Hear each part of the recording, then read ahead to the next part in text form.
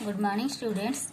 Today I am going to teach you सबूत तुमरी दान third part. पिला माने आमे फर्स्ट पार्ट पढ़ी सारी तार सेकेंड पार्ट भी पढ़ी सारी. बर्तमान आमे थर्ड पार्ट पढ़ा. फर्स्ट पार्ट रे आमे बहुत सेकेंड फर्स्ट आ सेकेंड रे बहुत जिनस पढ़ी सारी. महुमाछी विषय रे, छोट फुला विषय रे, नील आकाश विषय रे, छोट चढ़ई विषय रे, फुकिया तारा आ सुलु सुलु बा पवन ए समस्त विषय पढ़ी पारिचे. तापर आम पढ़ी छोट शिशु मान विषय पढ़ी पारिचे पढ़ी सारीचे. देख तापर नेक्स्ट पढ़ा टिके गछटीए बटद्रुम होई मेली देई अछि विशाल काया. बटद्रुम कहले बरगछ. बरगछ जितेबेले छोट थिला से धीरे धीरे बड़ हैला एवं तार काया अर्थात तार शरीर को चारिआडे मिलेई देला. सॉरी गछर कौन हाथ गोड़ अच्छी जे से मेले दब ना. गछटी जितेबेले बड़ होईची ता डाल ता शाखा प्रशाखा को चारिआडे मेली देछि. आ कौन करिछि कोटि कोटि जीव जंतुकर आश्रयस्थल होईछि. आ कौन करिछि ता विशाल काया पाता बरगछटी ता विशाल शरीर को मेलेई दे लोक को शीतल छाया प्रदान करने सहित फूल फल मध्य प्रदान करी पारुछि. ये तो गला वृक्ष कथा. देख तापरे एई माँ कोले रकत निगाड़ी जोगाउछि जिए आमको भात माटीर मनीष कृषक भाई से गाऊ अछि केते सरागे गीत. एई माँ कोल कहले एई पृथ्वीर माटी को चिरी जिए रकत निगाड़ी निज देहरु झाଳ बुहाई कौन करुछि आम को भात जोगाउछि. से किए जानिच से होछि माटीर मनीष. ए माटीर पुओ कृषक भाई.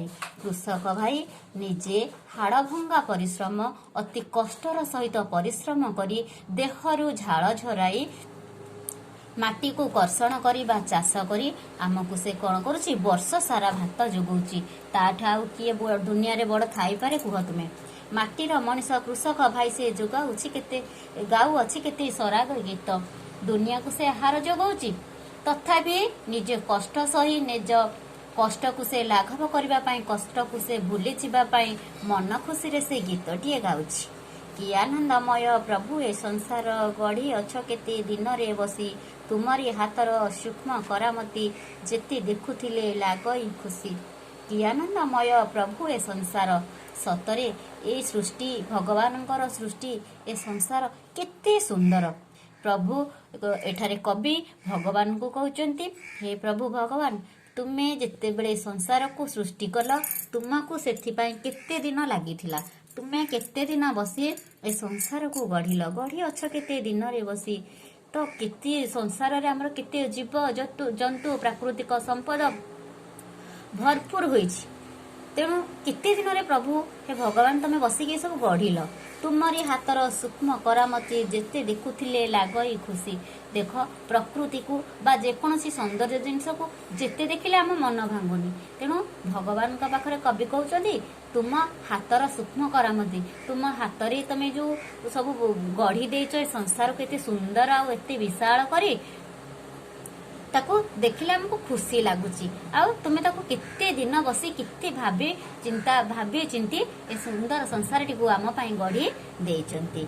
तेणु सबु तो तुमरी दान. सबु होची काहार दान सबु होची भगवानकर दान. बुझिला पिला माने. तेणु ए संसार भगवान सृष्टि करिचंती. ए सुंदर से आम पाई भरी देइचंती. ए सौंदर्य को आमे उपभोग करिबा. आ छोट जीव जहाँ को आमे छोट बोली भाबुचे ताठारे कि विशालतार गुण कि महानतार गुण लुचि रही ताकू मध्य अनुभव करवा. आमे आज छोट अच्छे काली जेते बेले बड़ हबा आमे भी ए दुनिया को ए संसार को सुंदर सरस सावलील करी आमे गढ़ी तोलिबा. आम देश दुनिया रे ना रखिबा. इतिकी हेला हमर टॉपिक. यार अवशिष्ट क्वेश्चन आंसर मु तुमको व्हाट्सएप माध्यम रे लिखि पठाई देबी. Thank you students.